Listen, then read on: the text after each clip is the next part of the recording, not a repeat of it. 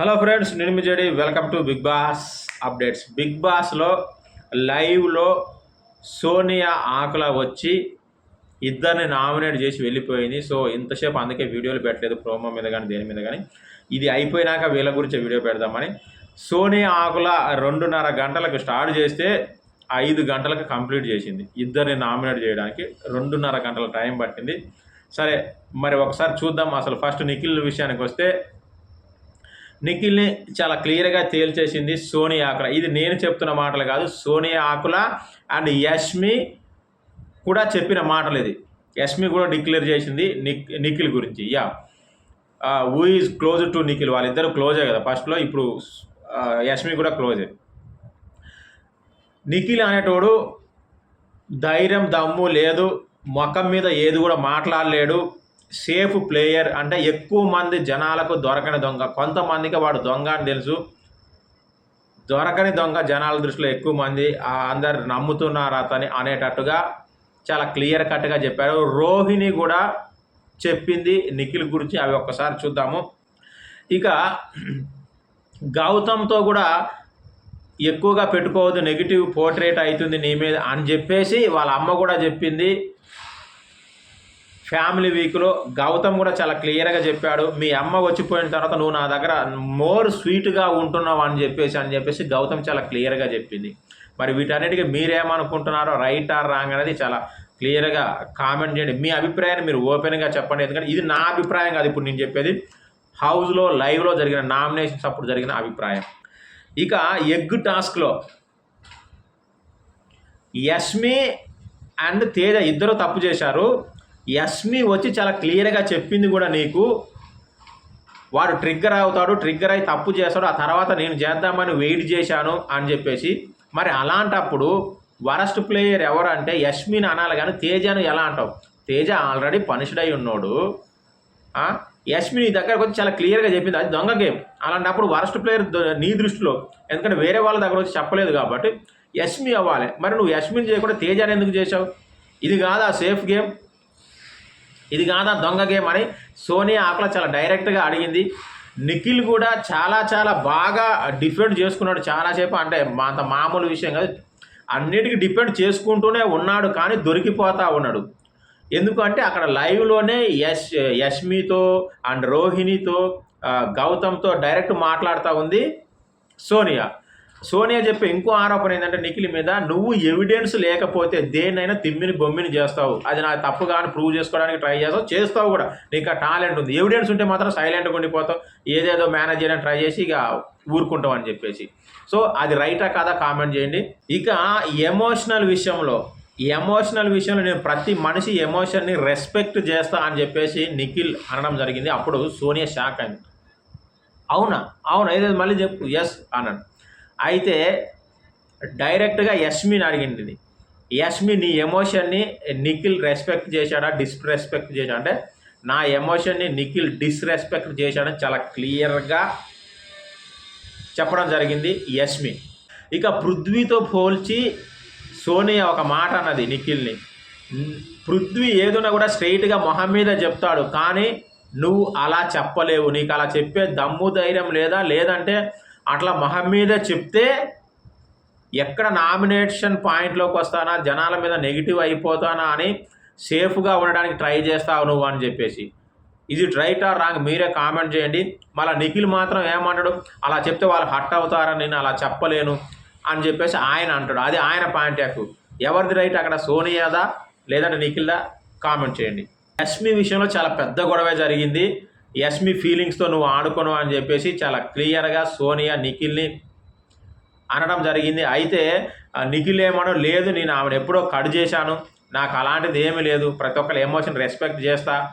అయితే ఇక ఈమె ఇంకో మాట ఏమందంటే, నువ్వు ఒకరి గురించి ఇంకోళ్ళ దగ్గర మాట్లాడుతూ ఉంటావు, నీకు యష్మి మీద అలాంటి ఫీలింగ్ లేకపోతే, యష్మిని కట్ చేయాలనుకుంటే ఏదైనా ఉంటే యష్మి దగ్గరే చెప్పాలి. రోహిణి దగ్గరికి పోయి నువ్వు ఒక మాట అన్నావు, ఎందుకు అన్నావు ఆ మాట అని కూడా అడగడం జరిగింది. రోహిణి దగ్గరికి వెళ్ళి ఏమన్నాడంటే, అవును యష్మికి నా మీద ఫీలింగ్ ఉంది, నాకు చెప్పింది, కానీ నాకు అలాంటి ఏమీ వద్దు అని చెప్పేసి నేనే ఆమెతో చెప్పాను అని రోహిణితో చెప్పాడు. అయితే రోహిణి ఎవిడెన్స్ రూపంలో వచ్చి ఏం చెప్పిందంటే, అవును నాతో అన్నాడు, నేనన్నా, మరి అది నాతో ఎందుకు చెప్తున్నావురా, డైరెక్ట్ యష్మితోనే చెప్పొచ్చు కదా అని చెప్పేసి. ఇంకోటి ఏంటంటే యష్మి అలా చెప్పలేదట, నీకు నీ మీద నాకు ఉంది, క్రష్ ఉందనో లేకపోతే లవ్ ఉందనో యష్మి చెప్పలేదట. చెప్పకున్నా నిఖిల్ వచ్చి రోహిణితో ఆ మాట ఎలా అంటాడు, ఎందుకన్నావు అని చెప్పేసి సోనియా అటాక్ చేసింది. అక్కడ అసలు ఆన్సర్ లేదు నిఖిల్కి. యష్మి అనలేదు, కానీ నిఖిల్ వచ్చి రోహిణితో చెప్పాడు, యష్మికి నా మీద బాగా ఉంది, నాకు అలాంటి ఏమి నచ్చవు, లేదు అన్నాడు, ఆమెకు చెప్పానని చెప్పేసి. అక్కడ యష్మి కూడా ఉంది, మహా మీద చెప్పాను, నేను నీ దగ్గరకు వచ్చి అట్లా అనలేదు కదా, డైరెక్ట్ నేను ఎప్పుడైనా చెప్పానా, మరి నువ్వు రోహిణికి ఎందుకు చెప్పావు అట్లా అని. No answer from Nikhil. Red egg విషయంలో కూడా సోనియా నిలదీసింది నిఖిల్ని. ఏమని అంటే, రెడ్ ఎగ్ నాకెందుకు ఇచ్చావు, ఇవ్వాలనిపించింది ఇచ్చిన కదా, ఇదే చెప్పాడు. నాగ్ సార్ ముందు కూడా ఇదే చెప్పాడు. మరి మీ క్లాన్లో ఎవరు బాగా ఆడారంటే సీత బాగా ఆడింది అన్నది. మరి సీతకి ఎందుకు ఇవ్వలేదు, బాగా ఆడిన వాళ్ళకి అది ఇవ్వాలి అని అక్కడ వేసుకున్నాడు. నాగ్ సార్ ముందు చెప్పింది ఏంది, ఇవ్వాలనిపించింది ఇచ్చాను. మరి అభయ్ దగ్గరికి పోయి చెప్పింది ఏంది, నన్ను కంట్రోల్ చేస్తుంది, మెగా చీఫ్ అంటే అసలు అంటే ఆమె కష్ట నష్టాలు తెలవదు, అందుకనే నేను రెడ్ ఎగ్ ఇచ్చాను, చీఫ్ అయితే తెలుసు ఆమె ఎవరిని ఎట్లా కంట్రోల్ చేస్తుందో అని చెప్పేసి. మరి ఈ మాట అభయ్తో చెప్పినప్పుడు నాగ్ సార్తో ఇవ్వాలనిపించింది ఇచ్చినాను ఎందుకు చెప్పినావు, ఇదే మాట నాగ్ సార్తో కూడా చెప్పొచ్చు కదా, ఆమె నన్ను కంట్రోల్ చేస్తుంది అంటే చీఫ్ కష్టాలు తెలవదు, ఒకసారి చీఫ్ అయితే కానీ ఆమెకు తెలిసి వస్తుంది, అందుకని చెప్పి ఎగ్ ఇచ్చినాను ఎందుకు చెప్పలేదు అంటే నీది ఎప్పుడు ఇదే బుద్ధి. ఒక మాట ఇక్కడ నాగ్ సార్తో మాట చెప్తావు, ఇంకోటితో ఇంకో మాట చెప్తావు, నా గురించి కానీ ఎవరి గురించి కానీ, అంటే ఒక మనిషి గురించి వేరే మనుషుల దగ్గర వేరే మాటలు చెప్తావు, అది నీ బుద్ధి, నీకు డైరెక్ట్గా మాట్లాడే ధైర్యం లేదని చెప్పేసి సోనియా ఆకుల ఏకి పడేసింది అక్కడ. ఇక ఎక్కువ విషయాలు సేఫ్గా ఉంటావు, అది ఎలా అంటే సైలెన్స్గా ఉంటావు, పెద్దగా ఏం మాట్లాడవు అని చెప్పేసి చాలా క్లియర్గా సోనియా చెప్పడం జరిగింది. ఎందుకంటే సేఫ్గా ఉండాలని చెప్పేసి. అవును, సైలెన్స్ ఈజ్ మై న్యాచురల్ అన్నాడు. అనగానే సోనియా ఏంటంటే, మరి గౌతమ్ అంత పెద్ద గొడవ ఎందుకు పెట్టుకున్నావు, సైలెన్స్ నీ న్యాచురల్ అయినప్పుడు తేజతో అలా ఎందుకు పెట్టుకుంటున్నావు, అక్కడ కూడా సైలెన్స్గా ఉండొచ్చు కదా అని చెప్పేసి సోనియా అంది. మరి సోనియా రైటా కాదా ఇక్కడ అనేది మీరే కామెంట్ చేయండి. ఇక ఇంకో విషయం ఏంటంటే, సోనియా చాలా క్లియర్గా చెప్పింది, బిగ్ బాస్ అనేది ఓన్లీ ఫిజికల్ గేమే అయితే నువ్వు విన్నర్ అవ్వచ్చేమో, కానీ ఇది personality game, personality development, psychological, ఇలా చాలా రకాల ఆస్పెక్ట్స్ ఉంటాయి. నువ్వు విన్నర్ అవ్వలేవు అంటే విన్నర్ అవ్వలేవు అనలేదు, కానీ విన్నర్ అయ్యే ఛాన్స్ లేదు అన్నట్టుగా చాలా క్లియర్గా చెప్పడం జరిగింది. అంటే ఓన్లీ ఫిజికల్ గేమ్ అయితే నువ్వు అవ్వచ్చు, కానీ ఇది ఆ టైపు కాదు, నువ్వు అవ్వలేవు అన్నట్టు చాలా క్లియర్గా సోనియా చెప్పడం జరిగింది. మరి మీరేమంటారు, ఎందుకంటే నిఖిల్కి ఓటింగ్ శాతం ఎవరు ఏమన్నా కాకపోయినా ఓటింగ్ శాతం బాగా ఉంది. మరి ముందు ఫైనల్కి వచ్చేసరికి నిఖిల్ విన్నర్ అవ్వగలుగుతాడా లేదా, సోనియా చెప్పింది కరెక్టా కాదా కామెంట్ చేయండి. సో ఇలా ఇన్ని రకాల పాయింట్లతో సోనియా రెచ్చిపోయి ఆల్మోస్ట్ టెస్ట్ మ్యాచ్ ఆడేసింది దాదాపుగా 3 గంటలు.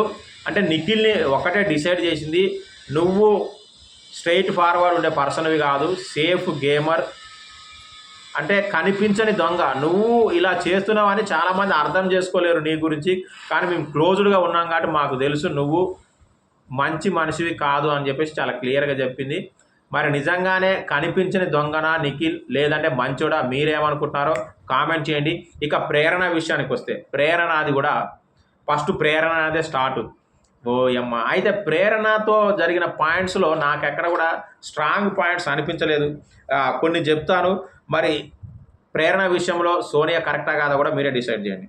ఇక ప్రేరణ విషయంలో ఎక్కువగా ఏంటంటే, నువ్వు ఏ విషయంలోనైనా మధ్యలో దూరిపోతావు, రెస్పెక్ట్ ఇవ్వవు అని చెప్పేసి కామెంట్ చేయడం జరిగింది. ఎప్పుడో జరిగిన దోష, విష్ణుకి దోష వేసింది కదా, ఆ దోషలో నువ్వు కరెక్ట్గా వేయలేదంటే, నాగార్జున సారే చెప్పిన దోష వేయడంలో పెద్ద తప్పేం లేదని, కానీ మళ్ళీ దాన్ని ఇక్కడ మెన్షన్ చేసింది. సో ఆ విషయంలో సోనియా రాంగ్ అనిపించింది. క్రస్టెడ్ యాపిల్ అంటే సీతాఫలం విషయంలో నువ్వు గౌతమ్తో చేసింది కరెక్ట్ కాదని కూడా సోనియా ప్రేరణ అనడం జరిగింది. సీతాఫల విషయంలో చాలా అందరం చూసాం, ఎందుకంటే ఎక్కువ సీతాఫలం తిన్నాడు, లాస్ట్ సీతాఫలం కూడా ఆయనే తిన్నాడు, కానీ ఎక్కువ సార్లు అడిగితే ఆమె చెప్పలేదు. అయితే ఆ విషయంలో పనిష్మెంట్ అంటే నబీల్కి ఒకలాగా అండ్ గౌతమ్కి ఒకలాగా నువ్వు పనిష్మెంట్ ఇచ్చావు యాజ్ ఎ కెప్టెన్గా, అది కూడా నాకు నచ్చలేదని చెప్పింది. నబీల్కి అయితేనేమో ఫన్నీ పనిష్మెంటు, గౌతమ్కి అయితేనేమో వర్క్ చేసే పనిష్మెంట్ ఇచ్చావు, దట్స్ నాట్ రైట్ అని చెప్పేసి అన్నది. దానికి ప్రేరణ కూడా డిఫెండ్ చేసుకుంది. అక్కడ పనిష్మెంట్ అనేది చేసిన తప్పును బట్టే నేను ఇచ్చాను, అది పెద్దదైతే పెద్దది, చిన్నదైతే చిన్నది ఇచ్చాను తప్ప మిగతా ఏం లేదని చెప్పేసి ఆమె డిఫెండ్ చేసుకోవడం జరిగింది. మరి ఆ 2 విషయాల్లో సోనియా కరెక్టా, ప్రేరణ కరెక్టా? కామెంట్ చేయండి. ఇక ప్రేరణ ఒక విషయంలో మాత్రం మిస్టేక్ చేసింది. ఇక ఎక్కువ టైం అవుతా ఉంటే ఎవరికైనా చిరాకేస్తుంది కదా, అక్క అనేసింది సోనియాని. అక్క అంటే నువ్వు అక్క ఎట్లా అంటావు, నన్ను అక్క ఎట్లా అంటావు అనగానే ఈమె చెల్లె అన్నది. ఎవరు? సోనియా చెల్లెన. అక్క అనగానే చెల్లె అన్నది. నువ్వు నన్ను ఎందుకు చెల్లె అంటున్నావు అంటే, మరి నువ్వు నన్ను అక్క అన్నప్పుడు నేను చెల్లె అనాలి కదా అని అన్నది. నేను నిన్ను అక్క అనలేదు, నిఖిల్కి మధ్యన అక్క అని పిలుచుకుంటారు కదా అట్లా అన్న. అసలు నిఖిల్ ఎందుకు మధ్యలోకి వచ్చిండు? నువ్వు కదా అప్పుడు అన్నది. యాక్చువల్ అక్కడ మిస్టేక్ ఏంటంటే ప్రేరణ అనే అక్క అనేసింది ఫ్లోలో, ఆ తర్వాత సారీ చెప్పింది, అది వేరే విషయం. ఇక ప్రేరణ గురించి ముఖ్యంగా సోనియా ఒపీనియన్ ఏంటంటే, నువ్వేమో సింగిల్గా ఆడేటప్పుడేమో అందరూ నీకు సపోర్ట్గా ఉండాలని అనుకుంటావు, కానీ నువ్వు క్లాన్లో ఆడేటప్పుడు మాత్రం నువ్వు ఎవరికి సపోర్ట్ చేయవు, నీ మీద ఉన్న మెయిన్ ఆరోపణ అని చెప్పేసి నామినేట్ చేసింది. సో సోనియా మొత్తానికైతే మారథాన్ ఇన్నింగ్స్ ఆడి చాలాసేపు లైవ్లో ఉంది. ఇక ఎడిటర్ అయితే చచ్చిపోతాను నాకు తెలిసి, ఇదంతా ఎడిట్ చేయలేక ఎపిసోడ్, ఎందుకంటే మొత్తం కలిపితే ఒక 54 నిమిషాలు ఏమో రావాలి. Oh my God. Anyway, Nikhil విషయంలో సోనియా కరెక్టా అండ్ నిఖిల్ కరెక్టా అనేది ఖచ్చితంగా కామెంట్ చేయండి. Thank you, bye.